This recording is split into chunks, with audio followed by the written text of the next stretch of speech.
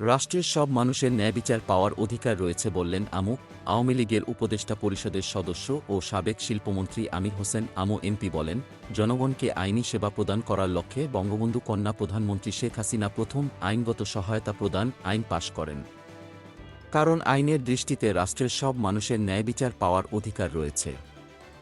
সেই লক্ষ্যে বাংলাদেশ সরকার বিনামূল্যে আইনি সহায়তা সেবার দ্বার উন্মোচন করেছে।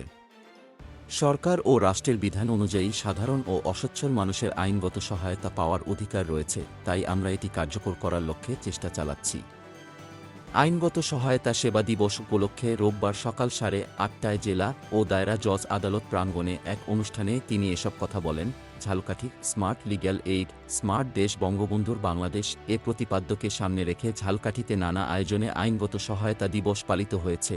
রোববার সকাল 8:30টায় জেলা ও দায়রা জজ আদালত প্রাঙ্গণে বেলুন উড়িয়ে অনুষ্ঠানের উদ্বোধন করেন আওয়ামী লীগের উপদেষ্টা পরিষদের সদস্য ও সাবেক শিল্পমন্ত্রী আমির হোসেন আমু। পরে আদালত চত্বর থেকে একটি র্যালি বের হয়ে শহরের প্রধান সড়ক প্রদক্ষিণ করে একই স্থানে এসে শেষ হয়। র্যালি শেষে আদালতের শহীদ সোহেলজগন্নাথ মিলনায়তনে অনুষ্ঠিত হয় আলোচনা সভা।